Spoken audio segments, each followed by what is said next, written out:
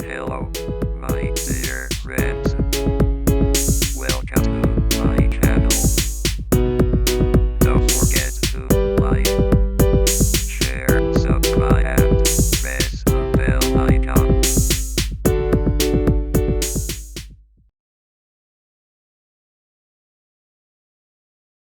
म तपाईहरुलाई अर्को च्याप्टरको स्टार्टिङ गराउँछु आज है। अर्को च्याप्टर अझ मोर इजी लाग्न सक्छ तपाईहरुलाई। त्यो के हो भने म रिस्क एन्ड रिटर्न सुरु गराउँछु अब। ठीक छ?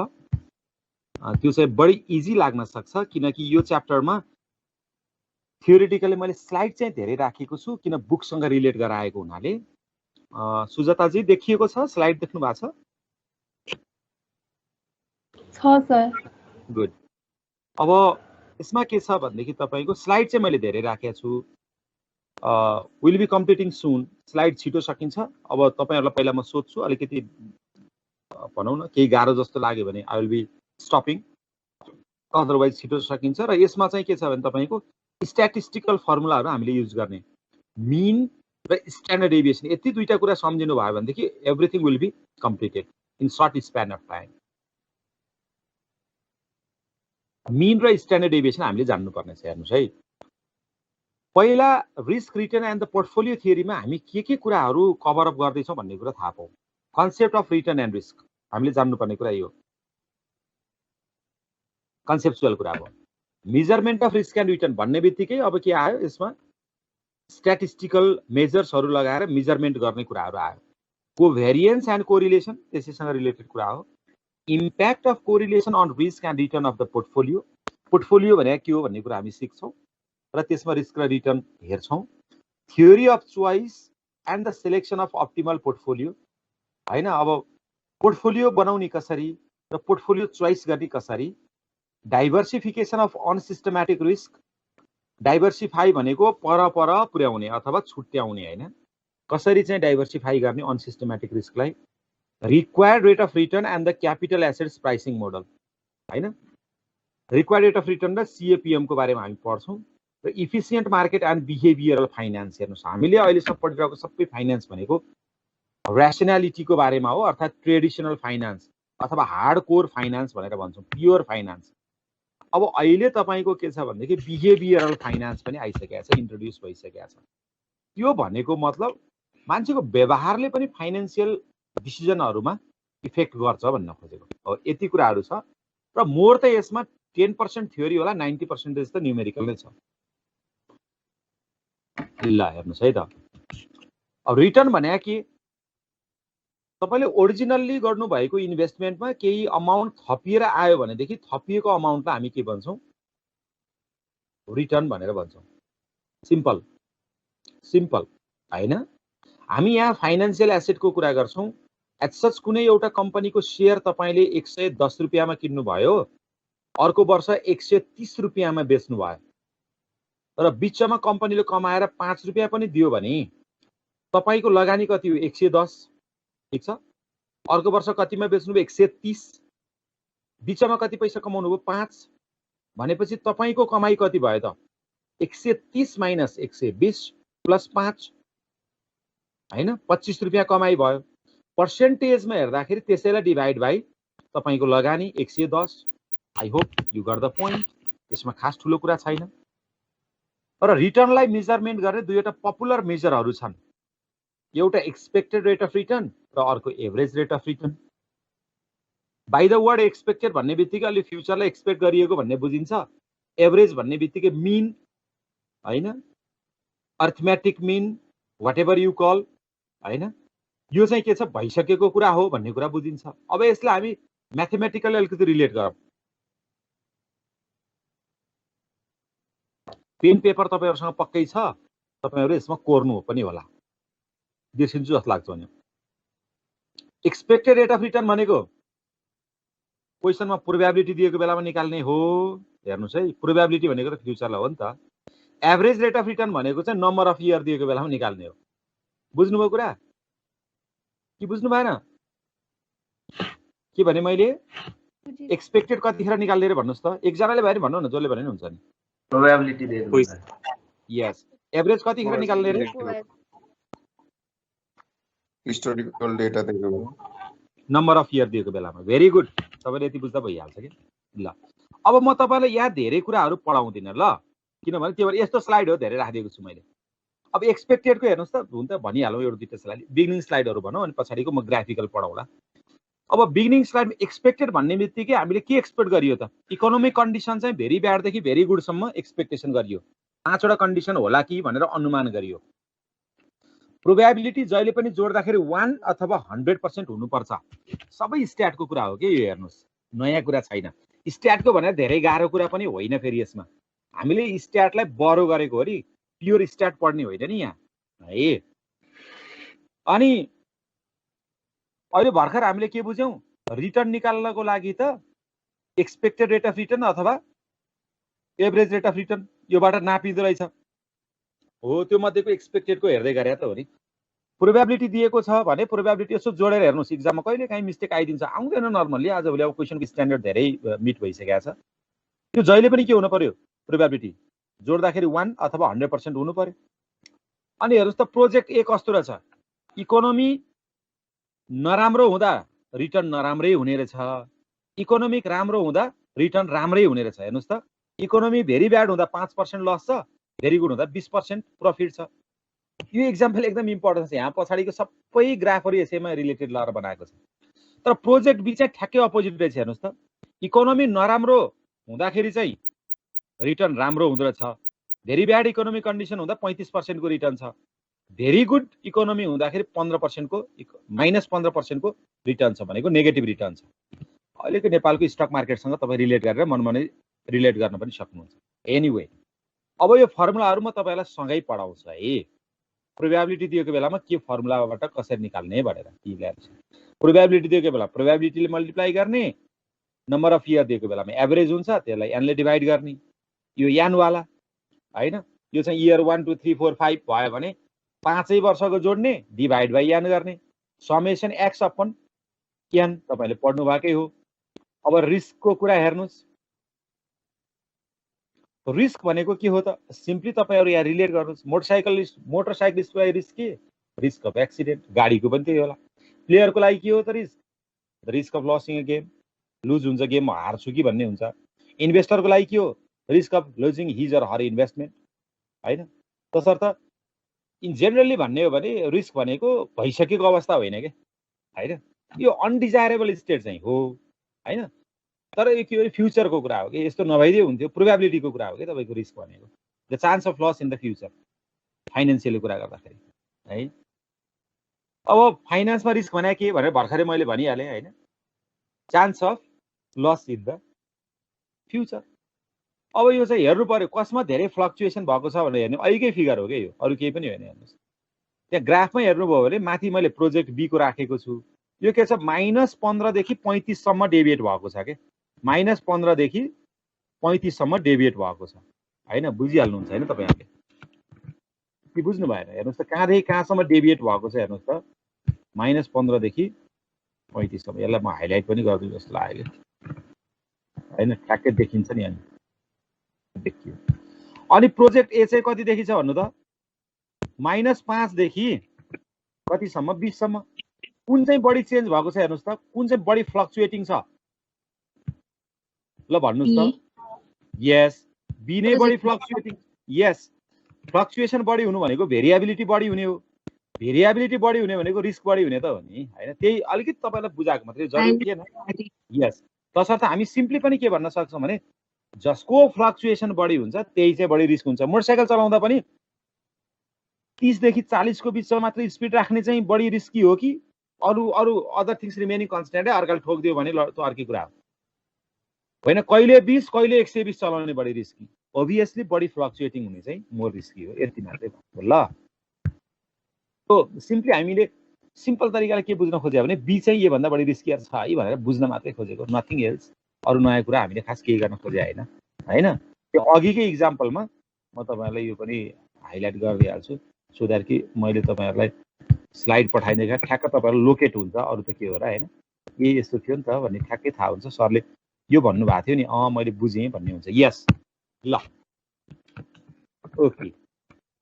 अब हेर्नुस् मेजरमेन्ट अफ रिस्क। अब हामीले रिटर्नलाई मेजरमेन्ट चाहिँ केबाट गर्ने भन्यौं तपाईको एक्सपेक्टेड रेट अफ रिटर्न र तपाई केबाट एभरेज रेट अफ रिटर्न भनेको हामीले त्यहाँ चाहिँ कि प्रोबेबिलिटीबाट निकाल्दो रहेछौं कि नम्बर अफ इयरबाट एभरेज रेट अफ रिटर्न निकाल्दो रहेछौं। अब मैले तपाईहरुको क्लास अलिकति तन्काउँछु है, किनभने 7:30 बाट चाहिँ तपाईहरुको क्लास सुरु हुन्छ नि, हैन र सुजाता जी? 7:15 बजे हो। 7:15 बाट ठीक छ। म 10 सम्म तन्काउँछु है, प्राय मैले प्राय भने, तर अब कुनै बेलामा अलि छिटै सकियो भने ठिकै छ। ओके, यसलाई चाहिँ भेरिएन्सबाट स्ट्यान्डर्ड डेभिएसनबाट कोएफिसिएन्ट अफ भेरिएसन र बीटा। मैले स्ट्यान्डर्ड डेभिएसन र बीटालाई किन हाइलाइट गरेको भने हामीले यहाँ भन्दाखेरि भेरिएन्सलाई पहिला भने पनि तपाईहरुले स्ट्यान्डर्ड डेभिएसन निकालेर स्ट्यान्डर्ड डेभिएसनलाई स्क्वायर गरिदिनु भयो भने त भेरिएन्स आइहाल्यो नि, हैन र? तपाईले त्यही निकाल्नु भएको छ स्ट्याटमा। अथवा भेरिएन्स निकालेर त्यसको रुट लिदिनु भयो भने पनि स्ट्यान्डर्ड डेभिएसन आइहाल्छ। वाट एभर यु डु, तपाईलाई जे सही लाग्छ त्यो गर्ने। तर धेरै विद्यार्थीहरूले चाहिँ मलाई अब मेरो एक्सपिरियन्समा धेरै साथीहरूले के हो सर स्ट्यान्डर्ड डेभिएसन पहिला निकालौँ न भन्नुहुन्छ। ठुलै सुके हैन, रुट अन्डर राख्दिए स्ट्यान्डर्ड डेभिएसन आयो, रुट अन्डर नराख्दिएदेखि के आयो? भेरिएन्स आयो। दुईटै उस्तै कुरा रहेछ। त्यो भेरिएन्सलाई र स्ट्यान्डर्ड डेभिएसनलाई एब्सोल्युट मेजरमेन्ट भनेर भनिन्छ के, हेर्नुस् हैन? र भेरिएन्स भनेको स्ट्यान्डर्ड डेभिएसनको स्क्वायर हो अथवा स्ट्यान्डर्ड डेभिएसन भनेको भेरिएन्सको रुट अन्डर हो। कोएफिसिएन्ट अफ भेरिएसन भनेको स्ट्यान्डर्ड डेभिएसनलाई मिनले डिभाइड गरिदिने, सकिहाल्यो। भनेपछि 1 2 3 त उही कुरा त रहेछ नि। तर कोएफिसिएन्ट अफ भेरिएसन चाहिँ मिनले डिभाइड गरे हुनाले यसलाई हामी के भन्छौं? रिलेटिभ रिस्क मेजरमेन्ट भनेर भन्छौं। लेख्नुपर्छ भने लेख्नुस् है। बीटा भनेको चाहिँ सिस्टमैटिक रिस्क। हजुर भन्नु के भन्नुभयो? रिस्क पर युनिट मेजरमेन्ट चाहिँ कोएफिसिएन्ट अफ भेरिएसन मेजरमेन्ट गर्छ हैन? यसरी लेख्नुस् न, भेरिएन्सलाई स्ट्यान्डर्ड डेभिएसनलाई एब्सोल्युट रिस्क मेजरमेन्ट अथवा एब्सोल्युट रिस्क बुझाउने, कोएफिसिएन्ट अफ भेरिएसनलाई रिलेटिभ रिस्क बुझाउने भनेपछि पर युनिट भन्ने बुझिहालिन्छ है। हुन्छ? ओके, सो मैले भेरिएन्सको बारेमा मैले कुरा गरिसके, यो पनि मैले कुरा गरिसके, त्यही भएर मलाई छोटो हुन्छ यो भनेको। मैले भेरिफाई भनेर लेखेको छु, आन्सर मलाई लाग्छ टु द मोस्ट करेक्ट नै छ अघिकोमा, तर पनि कुनै बेलामा के हुन सक्छ भनेर स्ट्यान्डर्ड डेभिएसन निकाल्ने तरिका हामीलाई थाहा छ, no problem. Coefficient of variation निकाल्ने तरिका पनि हामीलाई थाहा छ, हामी निकाल्छौं। फर्मुलाहरुमा हामी धेरै बस्दैनौं। ओके, अब बीटाको कुरा गरौँ। हेर्नुस् है, रिस्क चाहिँ दुई प्रकारको हुन्छ इन टोटालिटी। हामीले सबैलाई समग्रमा राखेर हेर्ने हो भने risk can be categorize into two categories. एउटा सिस्टमैटिक रिस्क, अर्को अनसिस्टमैटिक रिस्क। सिस्टमैटिक भनेको कस्तो, अनसिस्टमैटिक भनेको कस्तो, त्यो चाहिँ बुझ्नुस् है। सिस्टमैटिक रिस्क भनेको it comes by the system, तसर्थ it can not be eliminated, it can not be reduced down. Systematic रिस्कलाई हटाउन सकिन्न, त्यसैलाई बीटाले मेजर गरिन्छ। अनसिस्टमैटिक रिस्क भनेको इट क्यान बी डाइभर्सिफाइड, यसलाई चाहिँ रिड्युस गर्न सकिन्छ, जिरो नै गराउन सकिन्छ नभनु, नलिफाई गर्न सकिन्छ यो नभनु, तर यसलाई चाहिँ डाइभर्सिफाई गर्न चाहिँ सकिन्छ अथवा रिड्युस गर्न चाहिँ सकिन्छ, यति मात्रै भने अहिले। र सिस्टमैटिक रिस्कलाई बीटाले मेजरमेन्ट गरिन्छ। त्यो बीटाको भ्यालु चाहिँ तीनटा मात्रै हुन्छ, आइदर 1 हुन्छ अथवा लेस देन 1 हुन्छ अथवा ग्रेटर देन 1 हुन्छ। मैले लेखिदिएको छु, कन्फ्युज भयो भने तपाईले लेख्नु होला। बीटा इक्वल्स टु 1 भयो भने नर्मल भनेर मानिन्छ, बीटा ग्रेटर देन 1 भयो भने रिस्की भनेर मानिन्छ, बीटा लेस देन 1 भयो भने लेस रिस्की अथवा डिफेन्सिभ भनेर मानिन्छ है। अब पोर्टफोलियोको कन्सेप्टको कुरा तपाईहरुले बुझ्नु पर्यो पहिला त हैन। पोर्टफोलियो भनेको चाहिँ यदि इन्भेस्टमेन्ट एउटा मात्रै एसेटमा गरिया छ भने सिंगल एसेट इन्भेस्टमेन्ट हो, तर लगानी दुई वा दुई भन्दा बढी, एक भन्दा धेरै भन्दा पनि भयो नि हैन, दुई वा दुई भन्दा बढी भन्नु पर्यो, अथवा जसरी व्याख्या गर्नुहुन्छ 2 or more than 2 एसेट्समा इन्भेस्टमेन्ट गरिन्छ भने त्यसलाई चाहिँ के भनिन्छ भने तपाईको पोर्टफोलियो भनेर भनिन्छ। पोर्टफोलियोको मेजर अब्जेक्टिभ भनेको के हो भने to reduce the risk, to reduce the risk. जस्तै तपाईले स्टक मार्केटमा हाइड्रो पावरको एउटा कम्पनीमा लगानी गर्नुभयो, बैंकिङ सेक्टरको एउटा कम्पनीमा लगानी गर्नुभयो भने के हुन सक्छ? यस, ब्याङ्किङ सेक्टर रिस्की भएको बेलामा hydro power sector non risky पनि त हुन सक्छ नि, अथवा हाइड्रो पावर सेक्टर रिस्की भएको बेलामा ब्याङ्किङ नन रिस्की पनि त हुन सक्छ नि। हो, अनि के हुन्छ? रिस्कलाई एभरेजिङ गरिदिन्छ के, तसर्थ 2 वा 2 भन्दा बढी फाइनान्शियल एसेटहरुमा लगानी गरियो भने पोर्टफोलियो भनेर भनिन्छ। अब अघिकै हेर्नुस् न, अघिकै ग्राफ हो त्यो, सुरुमा मैले जुन टेबल दिएको थिएँ नि त्यसैबाट इकोनोमी पनि त्यही हो। प्रोजेक्ट ए भनेको स्मल डटेड छ, हेर्नुस् त्यो तल तल अलिक कम फ्लक्चुएट छ बी भन्दा, तर यो पनि त के छ 0 भन्दा तल झरेको छ नि, एकपटक -5 थियो नि त हैन। अनि त्यो बिग डटेड वाला हेर्नुस् त प्रोजेक्ट बी, त्यो प्रोजेक्ट बी पनि के छ निकै तल झरेको छ, यो त झन् -15 थियो नि। तर सोलिड लाइन हेर्नुस् त ए र बी मा मिसाएर लगानी गर्यो भने रिस्कको लेभल चाहिँ के हुँदो रहेछ? अलिक कम हुँदो रहेछ। जस्तो रिस्क कम लिएपछि रिटर्न फेरि अलिक कम नै हुन्छ नि।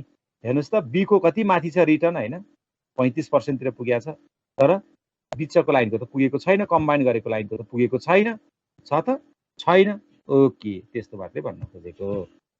पोर्टफोलियोले रिस्कलाई घटाउँदो रहेछ। अब यो त हामी क्याल्कुलेसनमै हामी निकालिहाल्छौँ। अब यो फिगर हेर्नुस्, यो फिगरको कुरा त्यही नै हो, नथिङ न्यू, अरु केही पनि छैन हैन। यहाँ पनि के दिएको छ भने rates of return pattern on a 2 asset portfolio. हामीले गर्ने 2 एसेट पोर्टफोलियो भनेको इन रियल लाइफ त 2 वा 2 भन्दा बढी एसेटहरुमा लगानी गर्छौं हामी हैन, तर हामीलाई अहिलेको सिलेबस अनुसार 2 एसेट पोर्टफोलियो हामीले गर्नुपर्ने हो। 2 वटा एसेटमा लगानी गर्दाखेरि रिटर्न पनि निकाल्नु पर्यो, रिस्क पनि निकाल्नु पर्यो। सिम्पल। आज तपाईहरु के बुझ्नुस् भने कम्तीमा पनि हामी रिस्क र रिटर्नको क्याल्कुलेसन गर्दै छौं हैन। रिटर्नलाई मीनबाट अथवा एक्सपेक्टेड रेट अफ रिटर्न भनेर मेजरमेन्ट गर्दै छौं भने रिस्कलाई चाहिँ 2-3 टा तरिकाले यसो हेर्दाखेरि 4 वटै जस्तो देखिया छ हैन। एउटा के standard deviation, variance, coefficient of variation or beta risk, हामी त्यसरी मेजरमेन्ट गर्दै छौं। र अहिले आएर हामी के भयो पोर्टफोलियो पनि बनाउन प्रयास गर्यौं। पोर्टफोलियो भनेको 2 वा 2 भन्दा बढी एसेटहरुमा लगानी गर्ने हो भने के हुन्छ? रिस्क चाहिँ घट्छ भनेर भन्दै छौं। अब के हुनु पर्यो त? ओबियसली तपाईहरुले एक्जाममा काम गर्दै जाँदाखेरि रिस्क चाहिँ के हुनु पर्यो, अथवा तपाईले आन्सर निकाल्दाखेरि पोर्टफोलियोको स्ट्यान्डर्ड डेभिएसन चाहिँ इन्डिभिजुअल अथवा एउटाको भन्दा चाहिँ कम हुनु पर्यो के हैन। कम हुनु पर्यो नि, कम भएन भने त अर्थै भएन नि। कम नहुने कन्डिसन पनि आउन सक्छ। कस्तो बेलामा त्यस्तो हुन्छ त? यदि 2 वटा स्टकहरु छान्दाखेरि उस्तै खालका रिस्की पर्यो भने त नघट्न पनि सक्छ नि हैन। त्यो हामीले त्यतिखेर त्यसरी नै हामी एक्सप्लेन गर्छौं। ल हेर्नुस्, प्रोजेक्ट ए मा 100% लगानी गर्यो भने के हुन्छ? 9% मात्रै रिटर्न देखियो। प्रोजेक्ट बी मा 100% लगानी गर्यो भने कति? 13% रिटर्न देखियो। तर प्रोजेक्ट बी मा गर्यो भने के हो? 50% गर्यो भने 11% देखियो। रिस्क पनि अलिक बिचको पर्यो। प्रोजेक्ट ए मा लगानी गर्दा रिस्क नै छैन के, त्यहाँ भनेको के भयो? 0 रिस्क भयो नि। प्रोजेक्ट बी मा लगानी गर्दा रिस्क एकदम टाढा पर्यो। जहिले पनि सम्झिनु होला, एक्स एक्सिसमा रिस्क हुन्छ, वाई एक्सिसमा रिटर्न हुन्छ। एक्स एक्सिसमा जति राइट साइडतिर गयो त्यति नै धेरै रिस्क हो नि, अनि वाई एक्सिसमा जति अप साइडतिर गयो त्यति नै धेरै रिटर्न हो के। प्रोजेक्ट बी लाई हेर्नुस् त सबैभन्दा राइट साइडमा छ, रिटर्न पनि सबभन्दा माथि छ। प्रोजेक्ट ए लाई हेर्नुस् त सबैभन्दा लेफ्ट साइडमा छ, रिटर्न पनि सबैभन्दा कम छ। अब कम्बिनेसनलाई हेर्नुस् त त्यो भनेको के छ? बिचमा छ, 50% भएको हुनाले है रिस्क पनि मिनिमाइज हुँदो रहेछ, रिटर्न पनि के हुँदो रहेछ? बिचको आउँदो रहेछ। ओके, अब यो न्यूमेरिकलहरु मैले तपाईहरुलाई गराइन हैन, अहिले मैले यसमा यतिर लागिन राइट। माथि सरेर रहेछ। ओके, कति नम्बर स्लाइड हो? 21 नम्बर स्लाइड मैले 21 नम्बर स्लाइड गर्छु, अर्डर मिलाएर स्लाइड नम्बर 21 म मिलाउँछु हैन। ओके, सो डाइभर्सिफिकेसनको कुरा मैले भर्खरै तपाईहरुलाई गरिहाले हैन।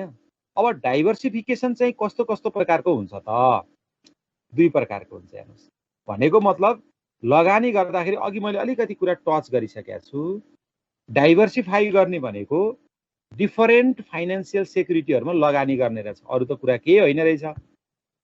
त्यो डिफरेन्ट फाइनान्शियल सेक्युरिटीहरूलाई मिक्सअप गर्ने रहेछ। मिक्स भने के हो? लगानी मिक्स गर्ने भने त हो नि, होइन? त्यो भने दुई प्रकारको हुन्छ, एउटा सिम्पल डाइभर्सिफिकेसन, अर्को मार्क्वेज डाइभर्सिफिकेसन।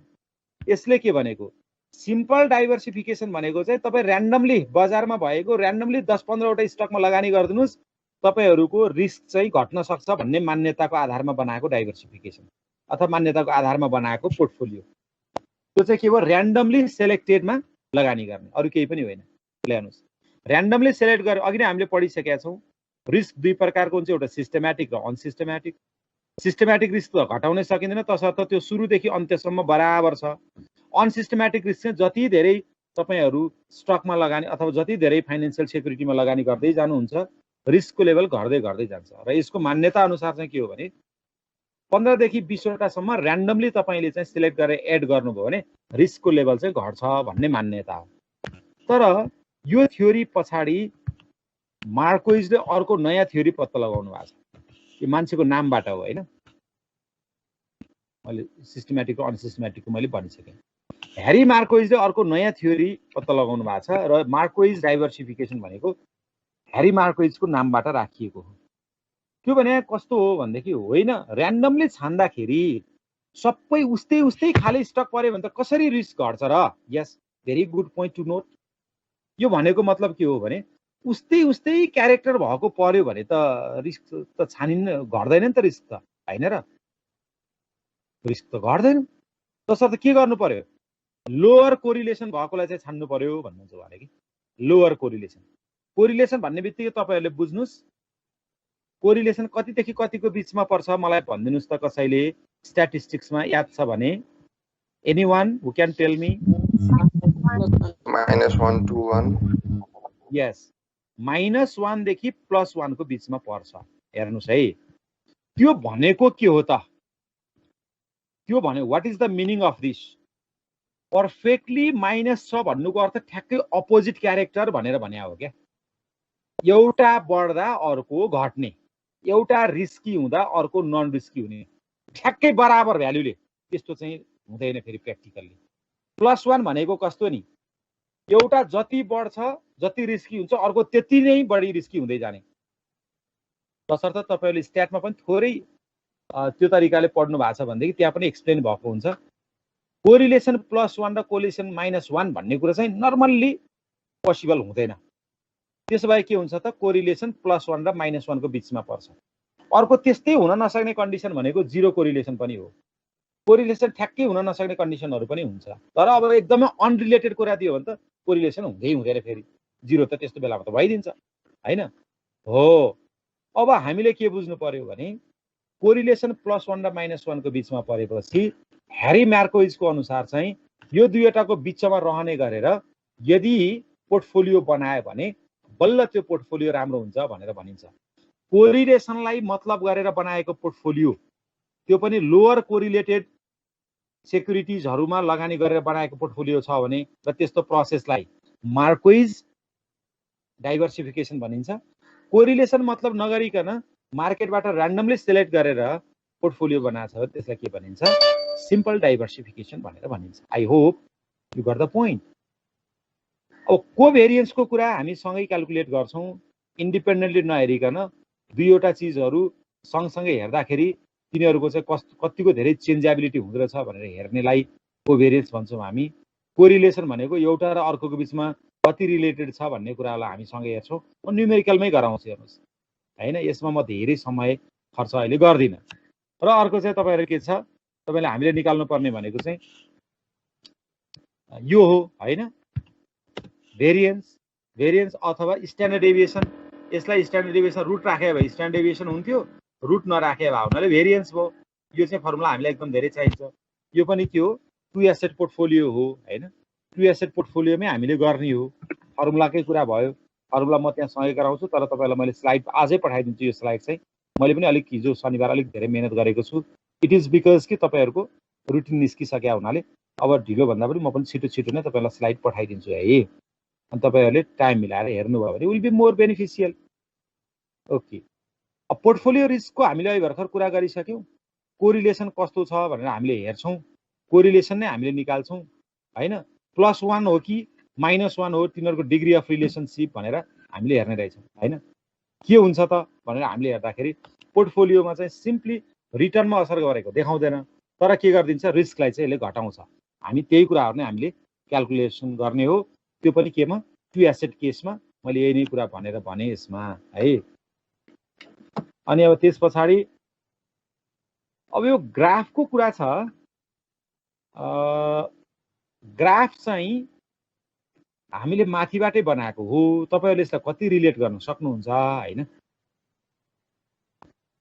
अरु कहीँबाट बनाएको नयाँ ग्राफ चाहिँ होइन। मलाई लाग्यो यो ग्राफको एक्सप्लेनेसन मैले कि तपाईले एकैछिन पर्खेर गर्नु पर्यो। तपाईलाई के छ धेरै भए जस्तो फिल हुन्छ कि मैले यो ग्राफ एउटा गरौँ, यो टेबल गरौँ?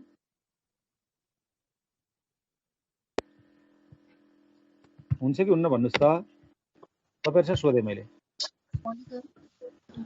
ल गरौँ है।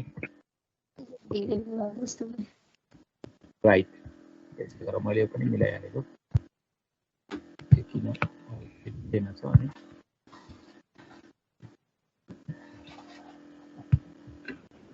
ओके ल राइट है। ल हेर्नुस् त, पहिला म यो टेबल बुझाउँछु, टेबल बुझाएपछि मात्रै तपाईहरुले ग्राफ बुझ्नुहुन्छ कि है त। ल हेर्नुस्, टेबल हेर्नुस् है त। पहिला यो माथिकै इक्जाम्पल हो हैन। अब म तपाईलाई कहाँबाट बुझाउन सुरु गरौँ भने नि, सबभन्दा पहिला पोर्टफोलियो भन्ने हेर्नुस् है। यो पोर्टफोलियो भन्ने छ नि, यो पोर्टफोलियो भन्ने हेर्नुस्। पोर्टफोलियो भन्ने हेर्दाखेरि अघिकोमै मैले राखौँ क्या है, यसमै चाहिँ मैले हाइलाइट गर्न मिल्ने गरेर बनाएको थिएँ। ओके ल ठिक छ। यसलाई हेर्नुस् त, यो पोर्टफोलियो भन्ने छ नि, यो हेर्नुस् मैले हाइलाइट गरेँ है। यो पोर्टफोलियोको कम्बिनेसनहरू हुन् के। पहिलो कोलममा NOPQRS भनेको यसको नाम ABCDEFG लेख्न पनि सकिन्छ, तर यसमा के गरेको भने ABCD लेख्यो भने त फेरि त्यो हामीसँग दिएको नाम स्टकको नाम नै A र B छ, अप्ठ्यारो पर्छ भनेर कन्फ्युज हुन्छ भनेर NOPQRS लेखेको। अनि यो तपाईको छ नि, यो 2 नम्बरमा के भन्या हो भने नि, तपाईसँग भएको पैसालाई 100% त मान्ने हो नि हामीले लगानी हैन। 100% मा कति पर्सेन्टेज ए मा लगानी गर्ने त्यसलाई हामीले वेट अफ ए भनेको, अनि weight of proportion of B भनेको चाहिँ कति पर्सेन्टेज बी मा लगानी गर्ने भनेको। पहिला म यतिले एक्सप्लेन गरौँ है त।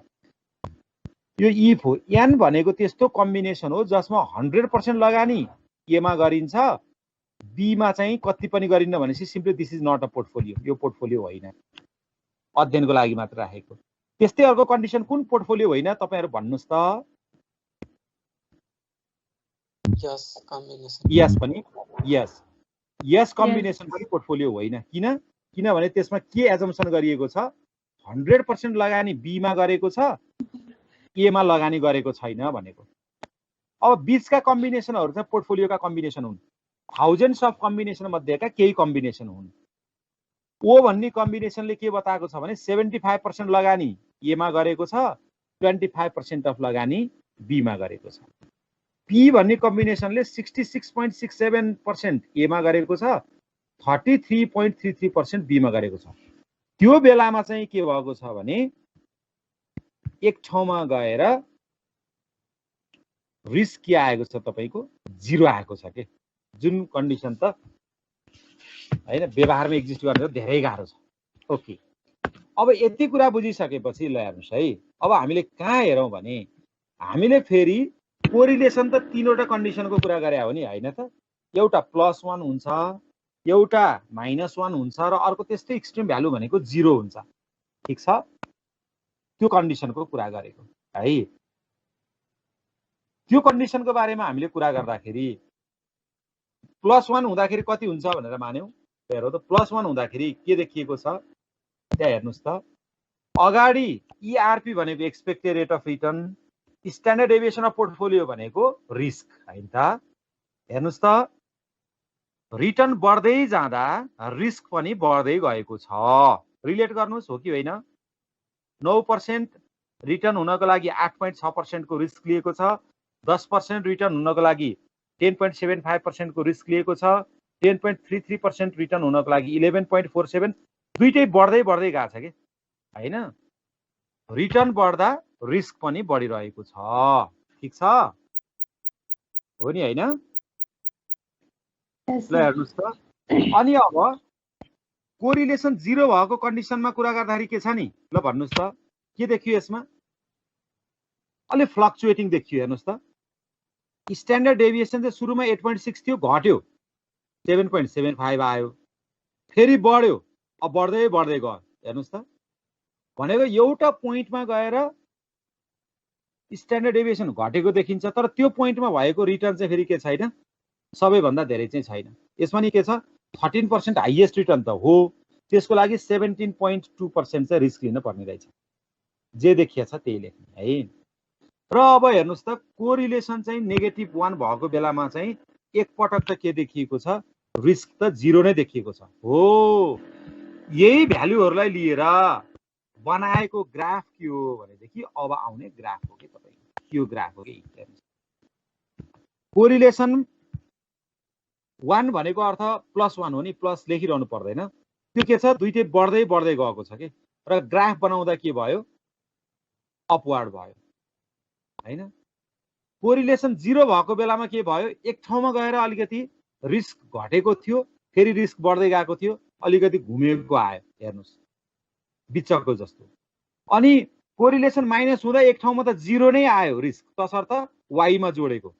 अब तपाईहरुले के बुझ्दिनु पर्यो ग्राफबाट भने यो कन्डिसन ए अर्थात केस 1 र केस 3 चाहिँ सम्भवै छैन लाइफमा हैन। के हुँदैन यस्तो भनेपछि कस्तो खालको चाहिँ हुन सक्छ त? यस सेकेन्ड टाइपको केस जस्तो चाहिँ हुन सक्छ है लाइफमा, भनेको त्यही कुरा यहाँ एक्सप्लेन गरेको छ।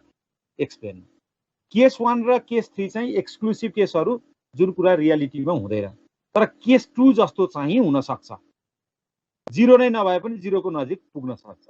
अब अघिकैलाई बनाएको त हो नि, यही ग्राफलाई हेर्नुस् त हो कि हैन। एक्स र वाई चाहिँ सिधा माथि गएको थियो हैन, अनि एउटा घुमेको थियो, अर्को 0 मा टच गरेको थियो।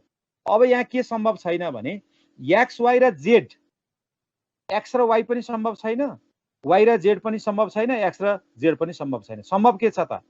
X M Y. मैले कहाँ भने बुझ्नु भएको छ है, एक्स एम वाई चाहिँ सम्भव छ। मैले यति मात्रै ग्राफको कुरा गरेँ, अब तपाईहरुको अर्को क्लास पनि छ होला। म भोलि तपाईहरुलाई अब के मात्रै सम्झिनु पर्यो भने यो बिचको चाहिँ सम्भव छ भन्ने सम्झिनुस् है।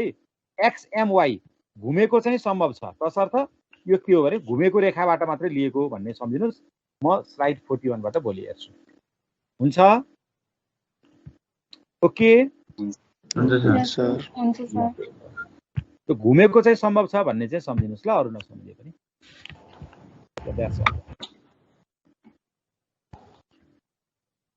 Thanks for watching.